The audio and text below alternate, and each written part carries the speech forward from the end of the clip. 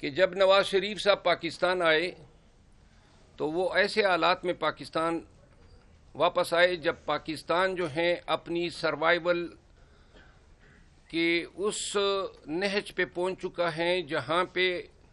ہم میک اور بریک کی صورتحال سے دو چار ہیں. یہ کوئی مبالغہ نہیں ہوگا کہ ہم یہ کہیں کہ ہمارے اندرونی خطرات اور ہمارے بیرونی تعلقات بالخصوص ہمسایہ ممالک سے تاریخ کے اس دور میں ایک ایسے لیول پہ پہنچ چکے ہیں کہ جہاں ایک طرف ہمیں معاشی ڈیفالٹ کا سامنا کرنا پڑ رہا ہے، وہاں اندرونی جو ملک میں طوائف الملوکی مچی ہوئی ہیں اور ملک کے اندر جو ہیں سیاسی اور بنیادی حقوق کو جس طریقے سے پامال کیا جا رہا ہے. الیکشن سر پہ ہیں، الیکشن کا اعلان ہونے کے باوجود پاکستان تحریک انصاف کو اپنا جھنڈا نکالنے کی اجازت نہیں ہے، اور یہ الیکشن کے فیئرنیس اور ٹرانسپیرنسی پہ سب سے بڑا سوال جو ہیں ڈالتے ہیں. ان حالات میں جب پولیٹیکل پولرائزیشن بہت زیادہ ہیں اور سیاست عملی طور پہ گالم گلوچ تک پہنچی ہوئی ہے، جب نواز شریف صاحب آئے تو ان حضرت نے 3 دفعہ پاکستان کے وزیر اعظم کی حیثیت سے خدمات انجام دی ہیں. 2 دفعہ وزیر اعلیٰ پنجاب رہے ہیں، پھر 16 ماہ ان کے بھائی صاحب جو ہے وزیر اعظم پاکستان رہے. پاکستان میں ایسی نظیر کسی اور کی نہیں ہے جو اتنے اہم مناصب پہ تقریباً لگ بھگ 40 سال سے پاکستان پہ اقتدار پہ براجمان رہا ہو. ان حالات میں اور عمر کے اس حصے میں یہ ضرور محسوس کی جا رہی تھی کہ شاید نواز شریف صاحب مدبر سیاستدان کا ثبوت دیتے ہوئے ملک کو بچانے کے لیے، ملک میں سیاسی اور جمہوری اقدار کو فروغ دینے کے لیے کوئی کردار ادا کریں گے، کیونکہ جب 3 دفعہ وزیر اعظم رہ گئے تو 4تھی دفعہ وزیر اعظم بننا یا یہ خواہش بھی رکھنا جو ہے آپ کے کردار کی صحیح معنوں میں انٹرپریٹیشن کرتا ہے. کیا رہ گیا تھا؟ دولت، عزت، اقتدار، آپ کا بھائی، آپ کے بھتیجے. تو کیا ساری زندگی جو اس ملک سے آپ نے لیا یا اس ملک نے آپ کو دیا، اس کا تقاضا یہ نہیں تھا کہ آپ آج کے دور میں پاکستان کے حالات پہ رحم کرتے ہوئے پاکستان کے لیے یہ اعلان کرتے کہ پاکستان مزید سیاسی بدامنی کا متحمل نہیں ہو سکتا. آپ کی شان یا آپ کی قد کاٹ میں کیا کمی ہوتی ہے، اور اگر آپ نیکی، صلح صفائی اور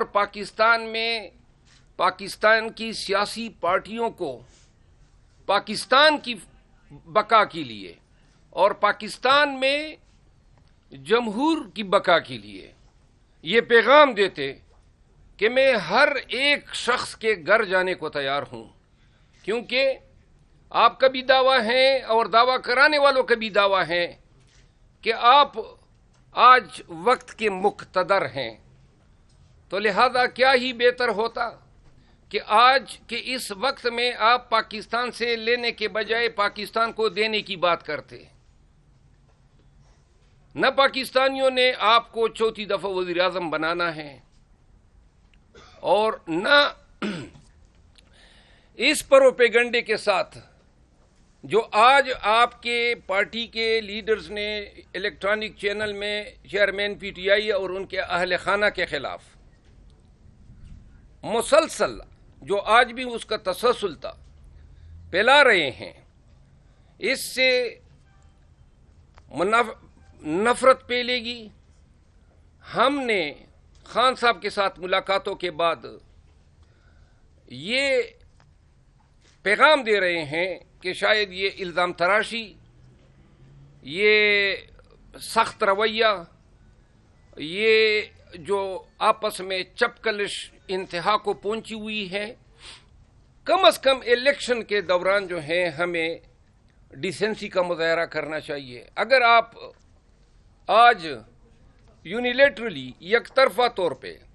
اس شخص پہ جس کی پارٹی کو 9 مئی کے نام پہ کوئی سانس لینے کی اجازت نہیں ہے، اور جس کی پارٹی کو جس کو آپ نے جیل میں ڈلوایا ہوا ہے، اور خود جو ہیں آپ کنوکٹ ہونے کے باوجود دندناتے پھر رہے ہیں، آج کی اس پریس کانفرنس میں یہ کہہ سکتا ہوں کہ 16 ماہ میں جو اسلحہ سکینڈل ہوا ہے، اسلحہ لائسنسز کا، چینی کے کارٹلائزیشن کا سکینڈل ہوا، اور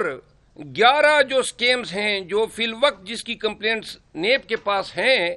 لیکن ابھی تک پاکستانیوں کے ساتھ شیئر نہیں کیے جا رہے ہیں، لیکن وقت آنے کے ساتھ ساتھ یہ چیزیں خود تشت بام ہوں گی کہ ان 16 ماہ میں کس طرح لیڈران نے اور ان کے بیٹوں نے پاکستانی خزانے اور پاکستانیوں کے وسائل پہ کس طرح لوٹ مار جاری رکھی۔ آئندہ کے پریس کانفرنس میں 16 ماہ کی جو ان کی کارکردگی رہی ہے اور جہاں جہاں پہ میرٹھ کا قتل عام کیا گیا ہے، جہاں جہاں پہ دنیاوی مقاصد کے لیے اور ایکسٹرنل کنسیڈریشن کے لیے ایگریمنٹس دیے گئے ہیں، بالخصوص ایسے اداروں میں جس طرح کے ایک مثال میں آپ کو دے دیتا ہوں، ایک اندازے کے مطابق 4 ماہ میں 11,000 سے زیادہ کلاشنکوف کے لائسنسز جاری کیے گئے، 4 ماہ میں 11,000 سے، اور فی لائسنس جو ہے مارکیٹ میں 5 لاکھ روپے جو ہیں کلیکٹ کیے گئے۔ یہ اسکینڈل جو ہیں کن لوگوں کو جاری کیے گئے؟ کبھی اندیشہ ہے کہ اس میں بہت سارے اسلحہ لائسنس ایسے لوگوں کو بھی جاری کیے گئے جن کی مجرمانہ ہسٹری رہی ہے۔ تو عزیزان وطن، ہم یہ جو آج کی پریس کانفرنس ہے اس کا بھرپور جواب دیں گے۔ اگلی پریس کانفرنس میں کل خان صاحب سے میں ملاقات کروں گا، اور انشاءاللہ یہاں پہ میں آپ کو بتانا ضرور پسند کروں گا کہ پاکستان تحریک انصاف میں شمولیت کے لیے چند بڑے نام ہیں جو کہ ملک کی سیاست کے ہیں۔ متوقع طور پہ شاید منڈے کو بھی ہماری اسی پریس کلب میں ایک انتہائی پاکستان کی ویل نون سیاسی شخصیت کے ساتھ میری پریس کانفرنس ہوگی۔ اس کے علاوہ کے پی میں بہت سارے سیاسی عمائدین نے ہم سے رابطہ کیا ہے، وہ بھی شامل ہو رہے ہیں انشاءاللہ۔ لوگ جوک در جوک بلوچستان، پنجاب، سندھ میں پاکستان تحریک انصاف میں شمولیت کا آغاز کر رہے ہیں اگلے ہفتے سے، اور اس کے بعد والے ایام میں ہم آپ کے ساتھ شیئر کرتے۔ وہ دن گئے آپ ایک پریس کانفرنس کروائیں گے پی ٹی آئی سے